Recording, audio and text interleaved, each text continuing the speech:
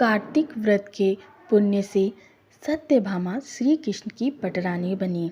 जी हाँ भक्तों, कार्तिक व्रत का महात्म्य इतना बड़ा है कि इसके पुण्य प्रभाव से श्री कृष्ण की पटरानी सत्यभामा ने पूर्व जन्म में कार्तिक व्रत किया था, जिसके परिणाम स्वरूप उनके आंगन में कल्पवृक्ष और श्री कृष्ण पति रूप में प्राप्त हुए। एक बार सत्यभामा ने श्री कृष्ण से पूछ लिया कि मैंने कौन से ऐसे कार्य किए थे जिसकी वजह से 16,108 रानियों में पटरानी बनने का अवसर मिला।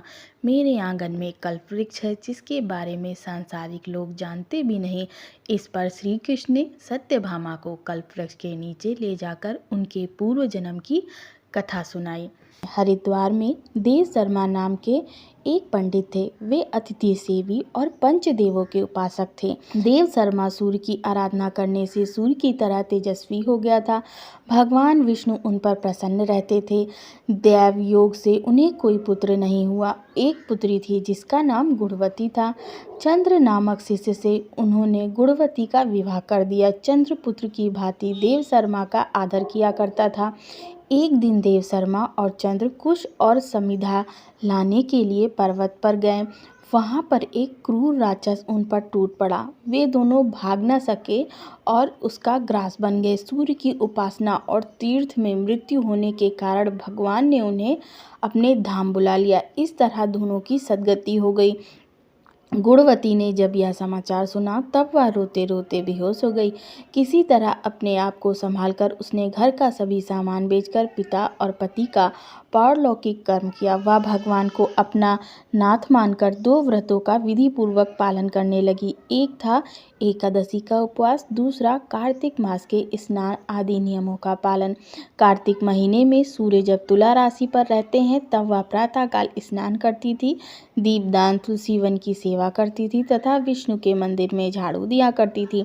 गुणवती ने प्रतिवर्ष कार्तिक व्रत का पालन किया। धीरे धीरे उसकी अवस्था ढलती गई। एक दिन वह ज्वर से पीड़ित थी, फिर भी किसी तरह स्नान के लिए गंगा तट तक पहुंची। ज्यों ही उसने गंगा में पैर रखा त्यों ही वह जाड़े से कपाती हुई गिर पड़ी। देह भले ही अस्वस्थ थी किंतु उसका मन निरंतर अपने प्रभु के स्मरण में लीन था। गिरते ही उसने देखा कि उसके लिए एक विमान आ रहा है। विष्णु रूपधारी पार्षदों ने उसे सम्मान के साथ विमान पर बैठाया। कुछ पार्षद उस पर चंवर भी डुलाने लगे। इस तरह पूरे सम्मान के साथ उसे बैकुंठ ले गए। यह कार्तिक व्रत के अनुष्ठान का मधुर फल था। पृथ्वी का भार उतारने के लिए जब भगवान श्री कृष्ण ने अवतार लिया तब उनके पार्षद यादवों के रूप में अवतीर्ण हुए। गुणवती के पिता देव शर्मा सत्राजित हुए। गुणवती उनकी लड़की सत्यभामा हुई। पूर्व जन्म में गुणवती ने भगवान के मंदिर के द्वार पर तुलसी का वन लगा रखा था। इसके फलस्वरूप सत्यभामा के आंगन में कल्पवृक्ष लगा हुआ था। गुणवती ने कार्तिक में दीपदान दिया था। उसके फलस्वरूप उसके घर में लक्ष्मी स्थिर रूप से रही। गुणवती ने सभी कर्मों का पति स्वरूप विष्णु को समर्पित किया, इसलिए सत्यभामा बनकर भगवान को पति रूप में प्राप्त किया। भक्तों, ये है कार्तिक मास के महात्म्य की कथा। आशा है आपको ये वीडियो पसंद आई होगी। अगर वीडियो पसंद आई हो तो वीडियो को लाइक कर दें और अगर मेरे चैनल पर नए आए हैं तो चैनल को सब्सक्राइब कर दें। जय श्री कृष्ण।